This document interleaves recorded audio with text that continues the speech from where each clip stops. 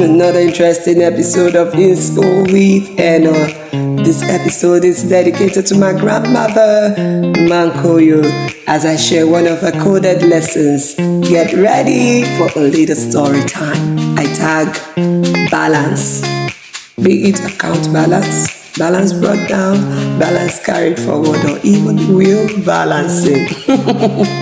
Let us try to find that right balance in life. Story. Over a century ago, there lived a couple in the south region of Nigeria who had 2 daughters and a son. The eldest daughter was named Nkoyo. She got married to Mr. Udo Ekong, and they had 6 children. Mankoyo, as she is fondly called by her children and grandchildren, is very industrious and a pillar of support to all and sundry. It is her tradition to nurse and care for her grandchildren till they were properly weaned. Omugo Paro. Let me digress a little here. She did the Omugo visit for me when I had her great-grandson 15 years ago, and she is presently nursing the 4th generation great-great-grandchildren at 101 years old. Wow. Let's go back to our story. I had just succeeded at that time to persuade my mom to change my school from a public to a private secondary school because of an indefinite strike action that only affected public schools. This meant extra hustling for my mom. As a sensible firstborn, I felt the best thing to do was to study very hard to make it worth the sacrifice. During this period, Mankoyo was on ground to look after the grandchildren as usual, my brother and twin cousins. Whenever I got back from school, I would focus solely on my books. I was practically being pressured to wash my socks and food flags by my grandma. I was enjoying and taking for granted the fact that Mankoyo made sure food was ready. Oh my God. She would even have to compel me to eat, and yet I would be reluctant to wash my plate after. When Mankoyo reminds me of the need to tidy up after me, I would remind her that I needed to study very hard because the school fees was expensive and I could not afford to allow it waste.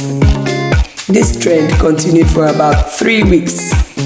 Mind you, I was in SS1, holding base form 4, and I was 14 years old.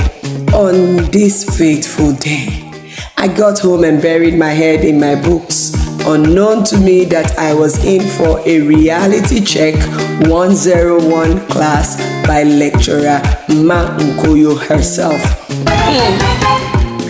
That day, she made a sizable portion of food, just enough for my siblings.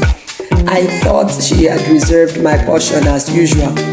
When I couldn't cope with the hunger pangs after reading for about an hour and a half, I went to the kitchen and was greeted by empty pots.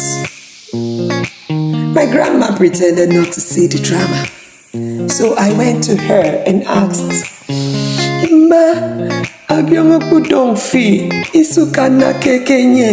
meaning, Grandma, when you're hungry, don't you get dizzy spells?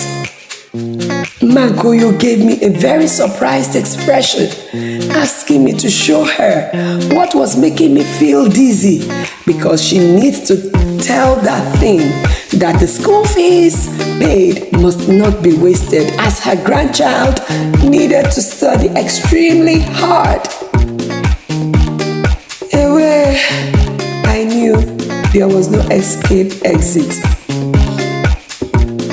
I took out the food she kept in the fridge, warmed it, and tidied up immediately after me. That was the end of my shenanigans. After eating, I went to apologize to Mankoyo. She sat me down and explained the need for balance in life.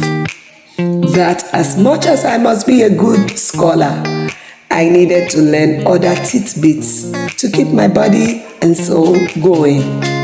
Don't plan to live life being absolutely dependent on others.